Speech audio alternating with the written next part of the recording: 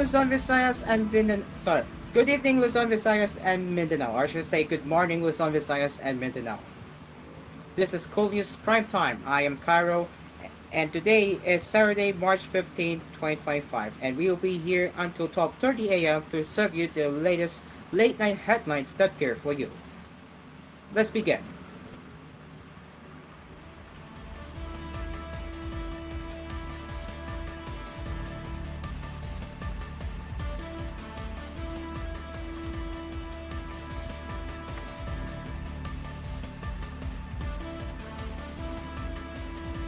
The International Criminal Court on Friday scheduled the confirmation of charges hearing for former President Rodrigo Duterte on September 23, 2025, while stating that he could file for interim release.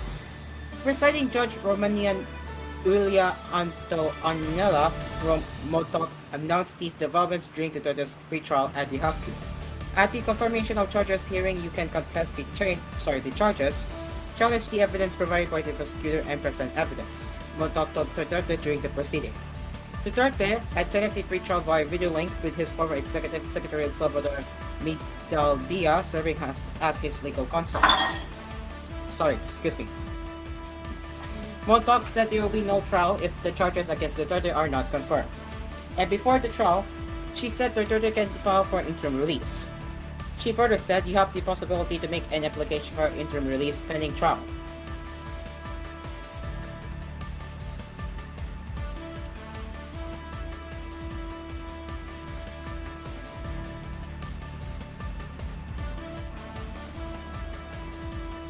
Former President Rodrigo Duterte's arrest is a pure and simple kidnapping, according to his legal counsel and former Executive Secretary Salvador Miguel. Miguel made the pronouncement during Duterte's first appearance before the International Criminal Court on Friday. He also claimed that the ICC and President Ferdinand Marcos Jr. struck an unlikely alliance in arresting former Duterte. Miguel said during the trial, two troubled entities struck an unlikely alliance, an incumbent president who wishes to neutralize and choke the legacy of my client, and his daughter, on the other hand, a troubled legal institution subject to the legitimization and desperate for a legal show. The ICC pre-trial was led by presiding Judge Iulia Antonella Motok, a Romanian.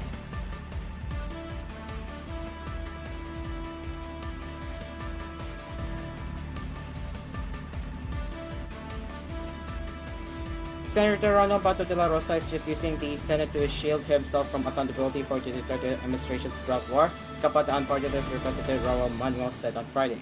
After the arrest of former President Rodrigo Duterte on Tuesday, de la Rosa said he would seek protection from Senate President Francis G. Escudero if the International Criminal Court also issued an arrest warrant for him.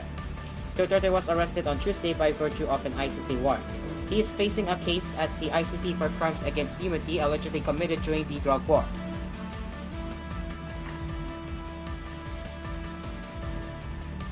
De la Rosa was the chief of police during the drug war.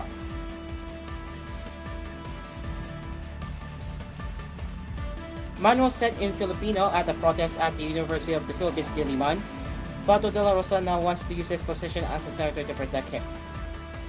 He's running for the Senate again just to hide from his crimes.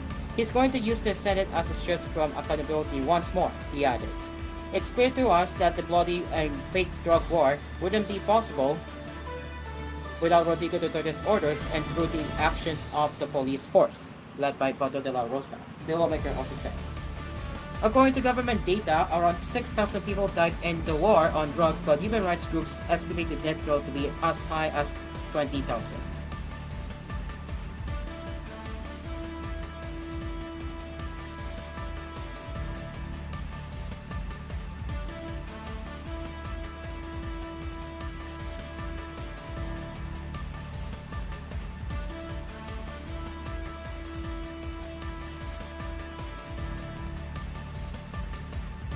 Let us not forget that the country's pogrom is not the Dutertes. This was according to Vice President Sara Duterte, who is currently in The Hague, Netherlands, for her father and former President Rodrigo Duterte's scheduled appearance before the International Criminal Court. The elder Duterte back at the time would face a pre-trial hearing over alleged crimes against humanity charges related to his war on drugs. In a video sent by the office of the Vice President to reporters on Friday, Duterte also seemed to take a jab at the Marcos administration. The Vice President said, "The real problem of the nation is that all of you are here working in a foreign country because there are no opportunities in our own land. Poverty continues, hunger persists, and progress remains out of reach. You see the Netherlands, right? We want to be like the Netherlands, but why is it not happening? That's what we have to ask the government," she added. Vice President Duterte thanked all the supporters of her fund. "We see the peace rallies in the Philippines and in various parts of the world. We are grateful that there are those who pray, many are praying," she said, speaking with a group of Filipinos who can be heard reacting to her statement. The former president was arrested in Manila on Tuesday under ICC warrant for alleged crimes against humanity during his administration's war on drugs.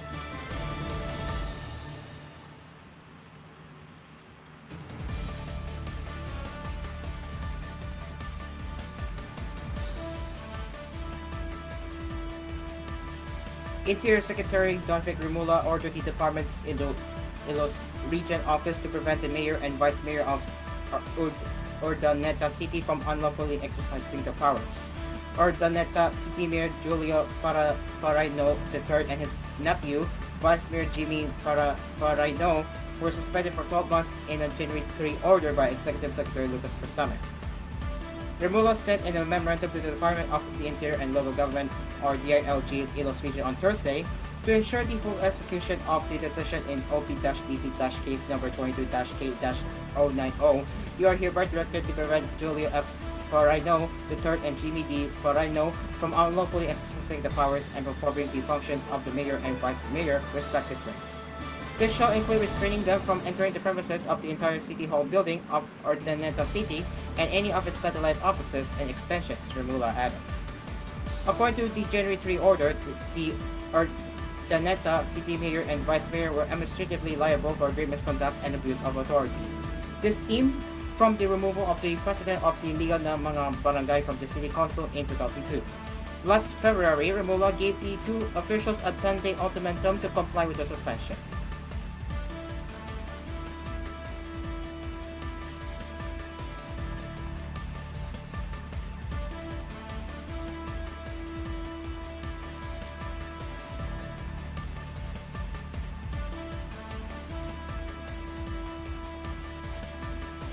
It is now 12:10 a.m. as we will return with more late night news headlines right here on koolNews Primetime.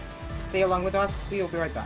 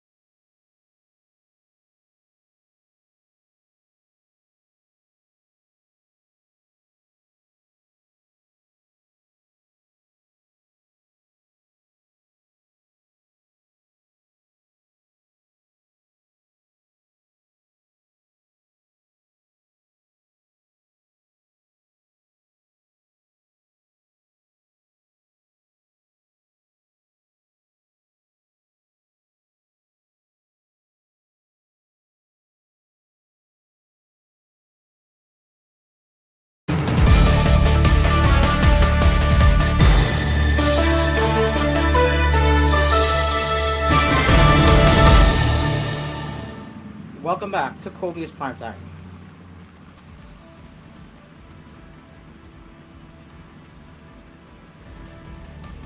Let's continue with our headlines.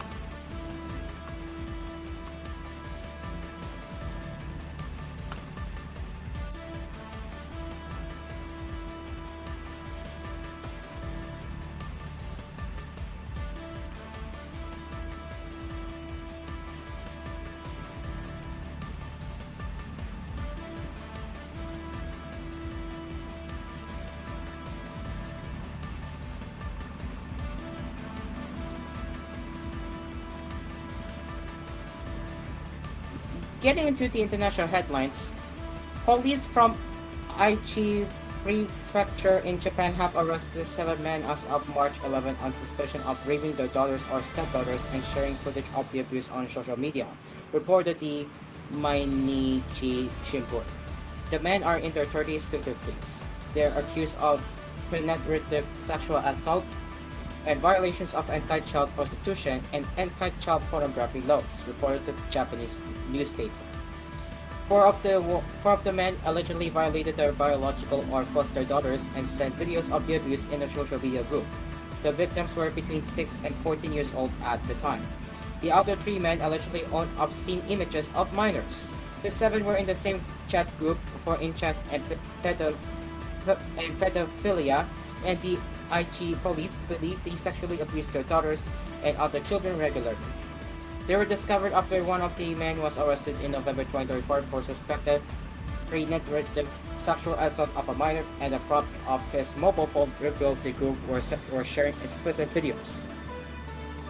The group is thought to have started exchanging information around December 2023, reported Mainichi Shimbun.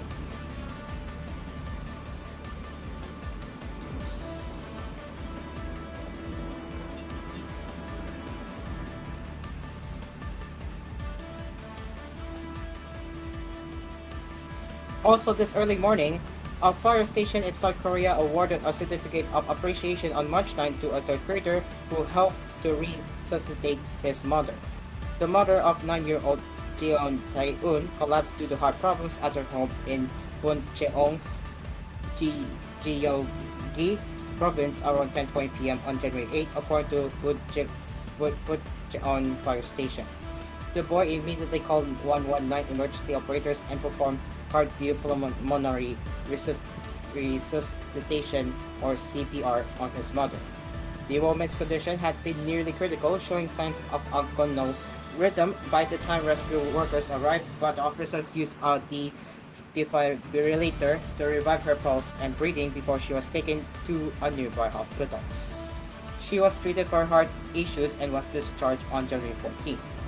When she collapsed, I immediately thought about what I had learned in school about CPR. I'm glad she recovered, and I'm sure my friends could do it too, if they stay calm and do as we learned, Tae-eun said. Mr. Ji Jun-ho, chief of Buncheon Fire Station, praised the boy's quick and effective response and vowed to place more efforts on CPR training for ordinary citizens.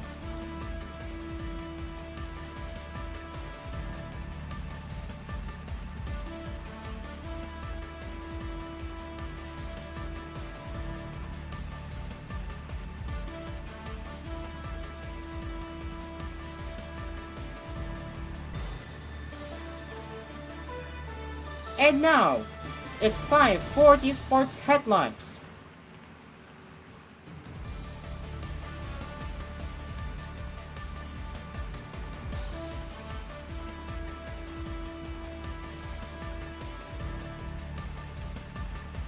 Take 2. And now it's time for sports headlines.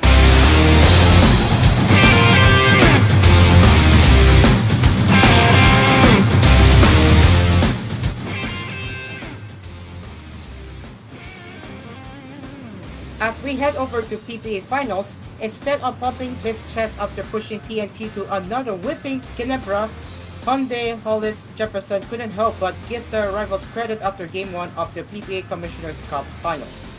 TNT drew first blood against Ginebra 95-89 behind another offensive masterclass from Hollis Jefferson. I want to give credit to him and everyone in Ganembra for staying resilient, fighting back, and never giving up. It takes a lot to do that, said the TNT import at Mall of Asia Arena on Friday. In big games, some teams give up but not those guys. You have to give them credit. Hollis Jefferson showed why he was hailed as best import twice with a near triple-double outing to start the best-of-7 final series. The naturalized Jordan swingman came away with 34 points, 30 rebounds, and 8 assists to push TNT even closer to back-to-back titles. Hollis Jefferson, though, said that had TNT been in Gannembra's shoes, being done big early, his confident the Tropang Giga would mount a fight of their own. Fortunately for Tropang Giga, RHJ set the tone early with the locals, also providing the good to spark an early one. I think we're thinking the same way with Ginebra. We want to win every game and compete at the highest level, so I don't want to be in that position, but given the circumstances, you never know. I'm pretty sure our guys would fight back as well. RHG and the Tropang Giga will test Ginebra's medal again on Sunday when Game 2 rolls on at the same venue in Pasay City.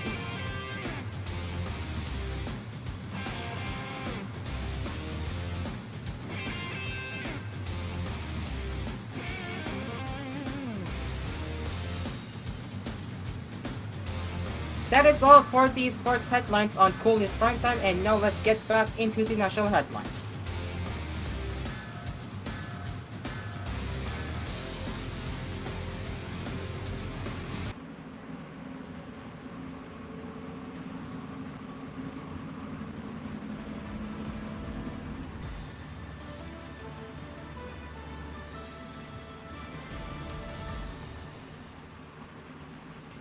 Over 1.2 million reservists, teachers, farmers, students, and professionals make up 89% of the armed forces of the Philippines, drawing the 150,000 active duty personnel and serving as the nation's reservists.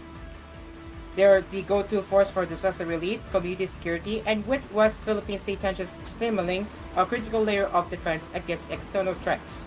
Yet, despite their outsized role, the 2025 AFP budget of 256.1 billion pesos allocates less than 2%, roughly 4 to 5 billion pesos, to them, leaving reservists with outdated gear, patchy training, and thin support.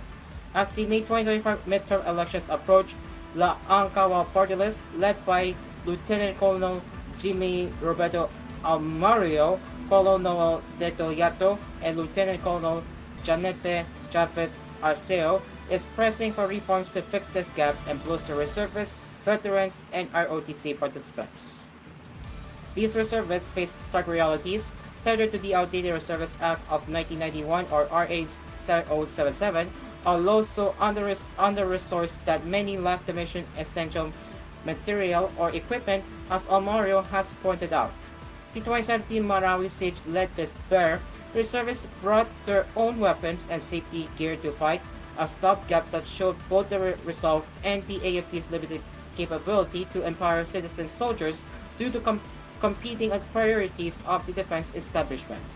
La Angkawa wants standardized health and accident insurance for annual active duty training to cover risks like injuries from drills that active duty troops don't face alone. Almario says, I have seen reservists step up in Malawi with nothing but grit and strong sense of patriotism. Insurance for training now means we're serious about keeping them in the fight. Regarding his Malawi experience is a first-hand lesson in their grit and the system's shortfall. The burden extends beyond these so-called part-time soldiers to their families who scrape by on tight budgets while their loved ones serve. Across the armed forces, this community, reservists, active troops, and their households has felt cast aside for years, neglected by a system that leans on their sacrifice but offers little in return.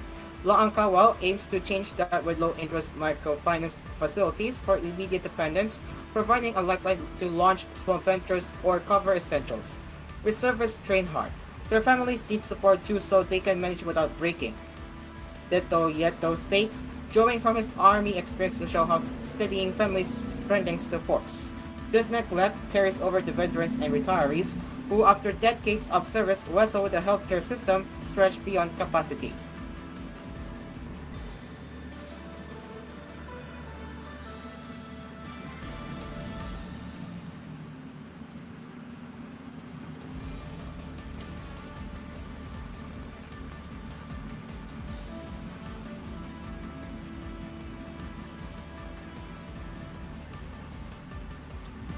And I think that is all for what we have for you tonight. It is now 1 minute before 12:30 a.m. and that is it for Cool News at that is it for Cool News Prime Time this early morning.